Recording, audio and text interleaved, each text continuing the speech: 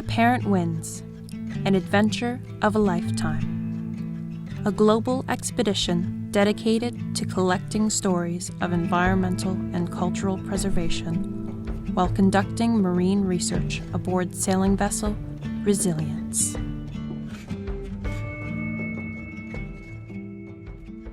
So we finally had to leave Alaska and we headed down the coast. We dropped off my mother and stepfather in Ketchikan, Alaska, and that was our last stop. And we took off for British Columbia, and we were headed really for Klemtu.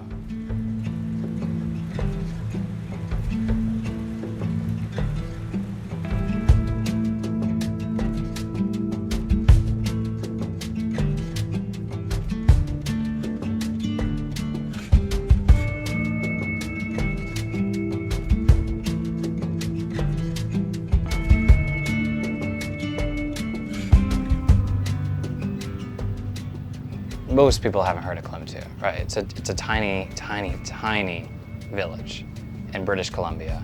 In this tiny village, work is being done by people that can set an example very clearly for the rest of the world.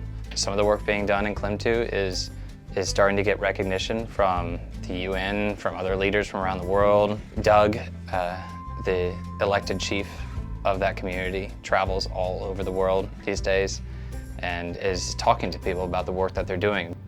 So my name is Xai'Xais, which in my language means white bear. My other name is Doug Neasloss, and I work as the Stewardship Director, or Stewardship Manager, and I also work as the elected chief for the Kitasoo Xai'Xais Nation. Klemtu is a small community, small village right on the central coast of British Columbia, right in the heart of the Great Bear Rainforest. I remember the late 80s and the early 90s, there were no jobs here. There might have been 4 or 5 jobs in this little community, and we went through a dark phase where we had a lot of suicides, a lot of young people, and our community called an emergency community meeting and said, listen, we have to do something different, and people need hope, they need opportunities. And so we decided to create the Economic Development Corporation, and their job is one breadwinner for every house. But we also learned some lessons even further back than that. So back in 1927 until 1966, we used to have an old cannery that operated here, and that employed 100% of the people, men, women, and children worked at that time. And when they pulled out in 1966, it left us in a really bad spot. We were kind of a one industry town. And so our community learned some lessons, and they said, listen, let's not put ourselves in that situation again. Let's diversify the economy. Let's look at long-term sustainable industries, and we did. And so for the next 30 years, we went on this mission in terms of creating jobs. And I remember 30 years ago, we threw around words like conservation-based economy, and people kind of laughed at that, thinking that we would never get there. And so yeah, we do a lot of work, and we also drive a ton of science. Doesn't matter if it's bear research, mountain goat research, rockfish research, abalone, so everything from land to marine. Our people get paid to be themselves and protect and take care of their territory, and so it's a lot of meaningful work. First Nations have never really had a say in the management here. It doesn't matter if it's land use planning or marine use planning.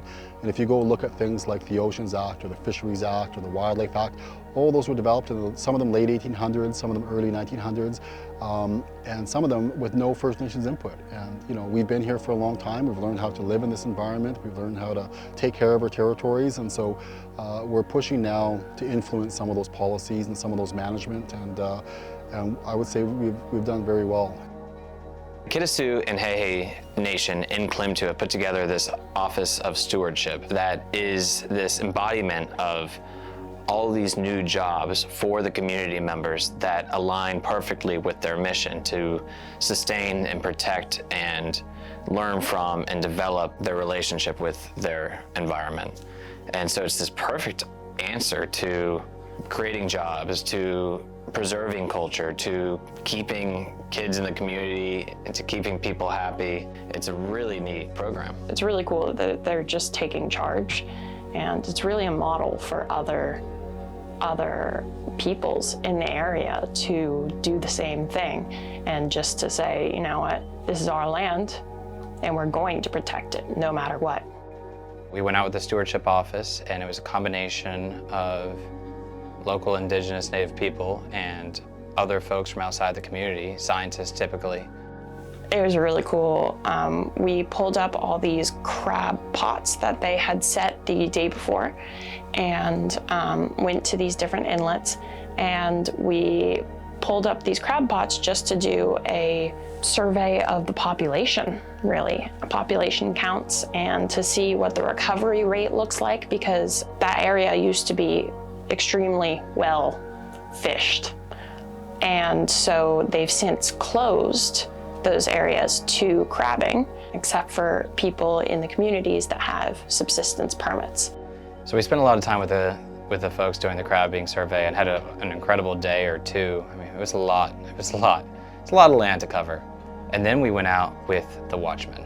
You know, we live in an extremely remote part of the world. I mean, we live in an island and we barely saw any enforcement agencies out here. And so I remember the 90s, we would never see BC Parks. You would never see Forest Lands and Natural Resource Operations or Fish and Wildlife Branch or Department of Fisheries and Oceans. And if you look at some of those agencies have no money, they have no budget to get out here and monitor and manage. And so in the 90s, we saw so many illegal activities, illegal hunting, illegal fishing. We even had one guy doing illegal forestry, cut down a huge chunk of land, had 0 permits, had it all boomed up, and he got caught with no permits. And so everybody knew this is the wild, wild west. There was nobody enforcing anything, there was no one monitoring anything, there was no management plans. And so our community kind of got fed up with that. And they said, Doug, go develop a Watchmen program, get our own men and women out there to make sure that we are implementing our stewardship responsibility. And so we did. And so we had to go find some money, buy a boat, and we started to work with the Watchmen program, and every community started to do this on the coast, and that was really neat. And so our guys collect data on everything. Doesn't matter if it's environmental monitoring, on cultural sites, on whale populations, on bears, on boats, crab traps, prawn traps, you name it, they're collecting all that data. And I can basically track everywhere our Watchmen have gone. And it's been amazing. I mean, I would say probably in the 90s, we would probably deal with 20 to 50 enforcement incidents a year. Today we deal with 0. We were up here yesterday with the crab, checking on the crab and making sure there weren't any other pots that shouldn't be here, and they were all up to code. Yeah. The same as here too. There's signs put up to see that there's crab closure because of the commercial crab that they come in, they don't just set like 1 or 2 lines, maybe 3 lines, and then we have like 20 or 30 pots on 1 line. Right. Really on 1 line? Yeah. So you just set them all, just and then pick up 1 line, boom, boom, boom. Yeah, boom, just boom, pick boom. up the 30 lines, 30, maybe have 30 or 20 pots on 1 line. Right. And they'll set in another place, the same thing. Who knows what they're catching and what they're keeping, and right. Something that's why their crab, comes pretty low, and right. pretty soon they're gonna have nothing left. That's why they're trying to have this closure in each area, not just here in Coots, but there's other places as well. They have closures,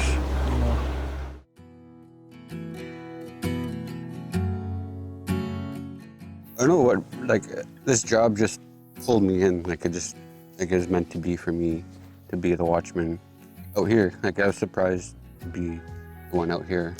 And it feels amazing, just being out here. You're not on devices all the time. You're just missing the whole world with your head down.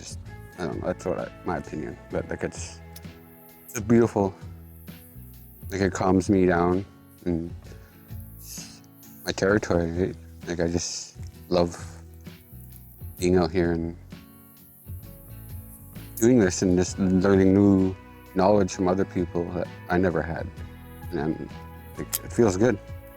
With these guys here, they're like my family now, basically. We've grown together so much just being out here. This is my goal from grade 3. Because there is 2 Guardian Watchmen patrolling the territory, and one of them is my uncle and one of them is my brother-in-law, Clark Robinson and Frederick Brown.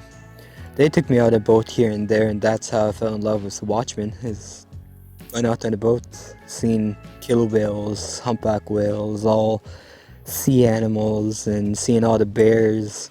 This job, it means a lot to me. The territory, I had a grandfather that just passed away recently that actually lived in one of our territories, got raised in one of our territories. And that territory is Kynoch Inlet. Before he passed away, he gave me the trap line and his father's chief name. So I was actually grateful that he chose me. And I'm really grateful I have this job because I'm getting to know Coots Inlet. It all goes back to my parents and the way they raised me. So to live off the land, that's one of the things I love about being out here. You don't have the pollution, you don't have there's no cars running by, there's no airplanes flying over us, it's beautiful out here. It's respect it, and she'll respect you back. Only take what you need, nothing more. We've always lived by that, and that's why we're still here.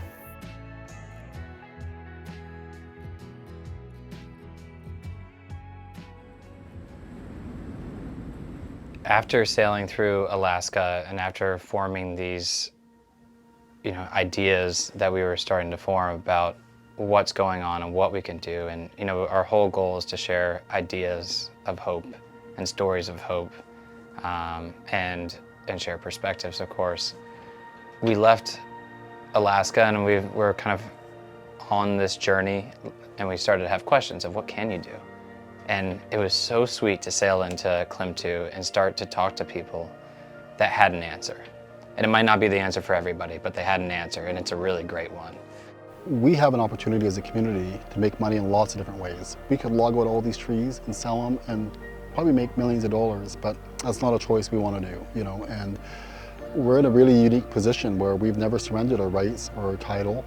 And so we are pushing now to assert our stewardship responsibilities. And we're there to teach our young people what we've done for thousands of years and how to take care of areas. And the elders always teach us, what we have here is not ours, it belongs to the future generations. And so conservation and sustainability are super important, and we want to find a way to integrate that in land use planning, marine use planning, Watchmen programs.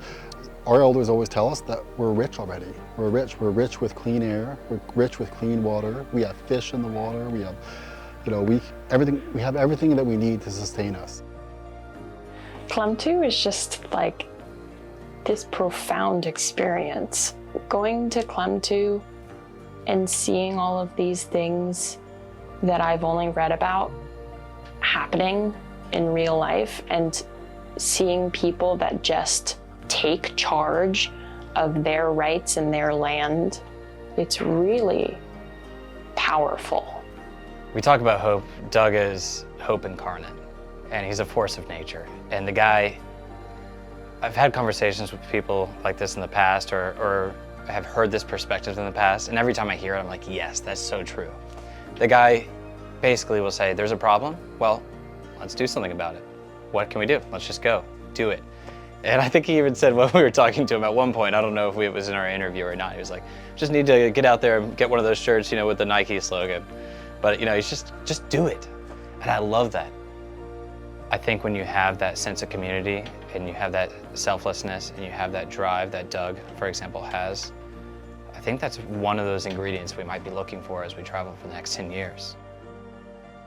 As we continue on, I hope that we can remember the lessons and continue to learn from folks like the Watchmen and from Doug and from everybody else that we met with, because they are the people that are making a difference, and it's their work that inspires us and that will inspire other people.